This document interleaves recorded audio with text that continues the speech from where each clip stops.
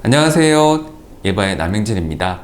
오늘은 입냄새에 대해서 말씀을 드리겠습니다.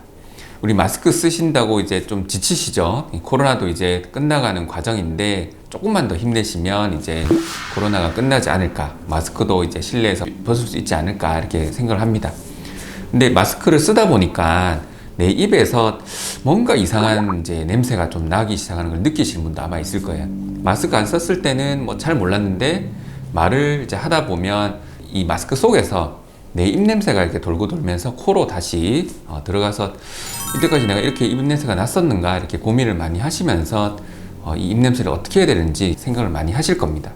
그래서 오늘은 이 입냄새가 나는 여러 가지 원인과 그리고 또 도움이 될 만한 정보들을 말씀을 드리겠습니다. 좀 마스크를 빨리 벗었으면 좋겠네요. 그래서 이렇게 입냄새가 나는 원인은 여러 가지가 있습니다. 우리 입안 원인이 첫 번째가 있고요. 두 번째로는 입 외에 다른 이제 우리 입 속에 있는 소화기관 또는 여러 가지 병이 있는 경우에도 입냄새가 날 수가 있습니다. 우선 입안 원인에 대해서 한 가지씩 제가 말씀드릴게요. 우선은 입안에 있는 음식물 찌꺼기 이런 부분이 남게 되면 세균과 함께 합쳐져서 부패를 하게 됩니다. 그래서 입안에는 이런 세균과 함께 황화물이 만들어져서 이렇게 이 특유의 냄새를 이제 만들어서 우리 쉽게 생각하는 입냄새가 난다 이렇게 생각하실 수가 있습니다. 그리고 두 번째로는 치석이 있거나 또는 충치가 있는 경우에는 입냄새가 좀 날 수가 있습니다. 치석이 있거나 충치가 있으면 그 주변에는 세균들이 항상 많이 붙게 됩니다. 그러면 제때 제거가 안 된 음식물과 함께 부패가 되면서 특유의 이제 입냄새가 날 수가 있습니다. 그리고 또 한 가지 들어는 치주병이라고 하죠. 우리 잇몸병이 이제 좀 심하시거나 그러면 잇몸이 이제 부으면서 음식물 찌꺼기와 함께 세균이 만나서 부패가 된 냄새인 입냄새가 날 수가 있습니다. 네 번째로는 입안이 좀 건조하게 되는 경우에도 평상시보다 조금 더 입냄새가 더 날 수가 있죠. 그래서 우리 뭐 밤을 새거나 또는 공부를 열심히 해서 오래 또 깨어있는 경우에 입안이 바짝바짝 마를 때 입냄새가 더 나는 경우가 있습니다. 그리고 이제 건조할 수 있는 환경을 만들어주면 입냄새도 더 날 수가 있죠. 그래서 우리 코로 숨이 잘 안 쉬어지거나 이미 입으로만 숨 쉬는 분들도 입안이 항상 건조하기 때문에 입냄새가 조금 더 많이 날 수가 있습니다. 그리고 입속에 있는 혀 주변에도 음식물 찌꺼기가 이제 쌓이죠. 그래서 이 설태라고 하는 이 혀 주변에 있는 찌꺼기들도 입냄새를 만들게 됩니다. 그리고 다른 입안 환경 외의 요인으로는 이제 소화기관에서 다른 문제가 있거나 역류성 식도염이 있다든지 그런 부분 때문에 입냄새로 올라와서 나는 경우도 있습니다. 그럼 이 입냄새를 없애기 위해서는 어떻게 되느냐? 아까 말씀드렸던 원인을 좀 없애주는 것이 좋습니다. 이런 여러 가지 원인을 다 제거를 해주면 입냄새는 아예 사라지진 않지만 그래도 좀 감소가 되죠. 그래서 첫 번째로 입냄새가 날 수 있는 큰 원인이 음식물 찌꺼기를 제때 제거를 해주시는 게 좋습니다. 그래서 양치를 우리 흔히 잘 아시는 방법대로 꼼꼼하게 좀 해주시고 치아 사이에, 즉 어금니 사이에는 음식물 찌꺼기가 또 끼어 있을 수가 있습니다. 그래서 치실을 주기적으로 하루에 한 번 이상은 꼭 써주시는 것을 추천을 드리고요. 치실뿐만 아니라 입안 주변에 치실이 좀 도달하지 않는 부위도 이제 물을 뿌려주는 게 있습니다. 이 물 뿌려주는 구강 보조용품을 이용해서 주변을 깨끗하게 청소해 주시면 조금 더 입냄새가 줄어들 수가 있죠. 그리고 혀 속에도 입냄새를 만드는 여러 가지 음식 찌꺼기가 이제 들어가게 됩니다. 양치를 하시고 마지막으로 양치가 남아 있는 것을 함께 칫솔로 혀를 살짝 이렇게 닦아주시는 것을 추천을 드립니다.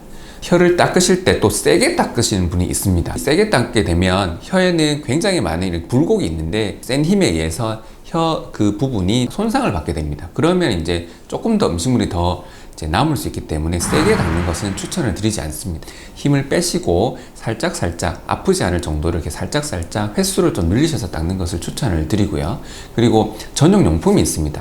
혀 클리너라는 이제 전용 용품을 사용해서 이렇게 긁어내면 의외로 그 혀 주변에 그 설태라고 하는 음식물 찌꺼기가 굉장히 많이 나오게 됩니다. 그래서 그런 부분도 함께 보조용품을 사용해서 제거해 주는 것이 좋습니다. 그리고 치석도 주기적으로 제거를 하기 위해서 스케일링을 받으시는 게 좋겠고요.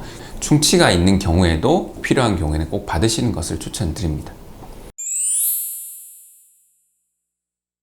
입냄새가 나는 이유는 이제 세균과 음식물이 만나서 부패해서 나는 게 가장 큰 원인인데, 조금 발효된 음식이죠. 김치나 아니면 홍어라든지, 그리고 그 외에 발효식품을 이제 드시고 양치를 제때 안 하게 되면 조금 더 입냄새가 심하게 날 수가 있습니다. 그리고 최근에는 커피를 많이 드시죠. 커피를 먹고 커피 향만 즐기고 이제 아무것도 뭐 헹구거나 하지 않으시면 커피 찌꺼기가 입안에 남기 때문에 입냄새도 조금 더 날 수가 있습니다. 그래서 커피를 먹고 나면 물로 헹구는 것을 추천을 드리고요. 그것보다는 양치를 해주시는 것이 가장 좋습니다.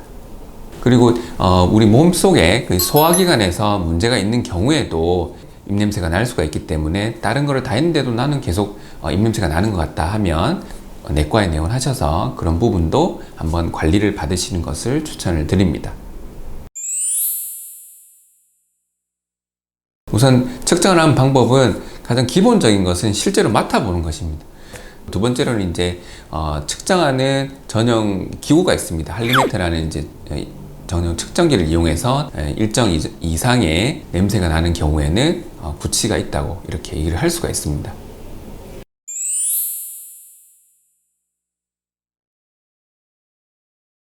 네, 껌을 이제 씹어야 되는가 이렇게 많이 말씀하시는데, 껌은 구취를 감소시키는 데 도움이 됩니다. 다만 이제 껌을 씹을 때 단물만 한 1분이나 2분 내에 먹고 금방 뱉어내시면 단 성분에 의해서 또 구취 유발이 될 수가 있죠. 그래서 껌을 씹을 때는 충분히 이제 침이 나올 수 있도록 한 5분 이상 씹어 주시는 걸 추천을 드립니다. 다만 이제 껌을 너무 오래 씹게 되면 턱이 좀 아프거나 또는 이제 다른 문제가 생길 수 있기 때문에 껌보다는 이제 양치를 해주시는 것을 이제 추천을 드립니다.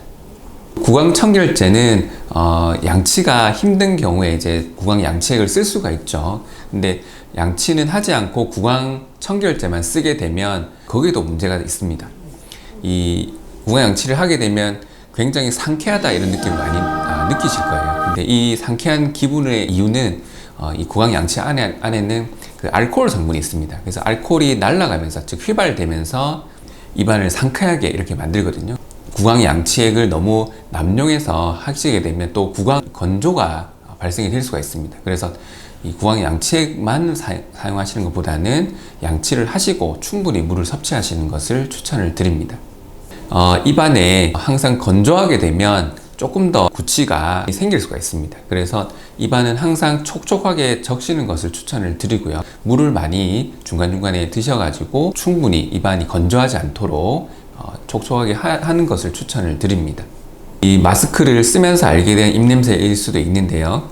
입냄새를 없앨 수 있는 원인과 좀 줄일 수 있는 방법에 대해서 말씀을 드렸습니다. 긴 영상 시청해 주셔서 감사드리고요. 다른 궁금한 점 있으시면 댓글에 남겨주시면 자세히 또 설명을 드리겠습니다. 우리 함께 입냄새 없는 세상에서 살 수 있도록 노력해 보시면 어떨까 합니다. 입냄새 안녕!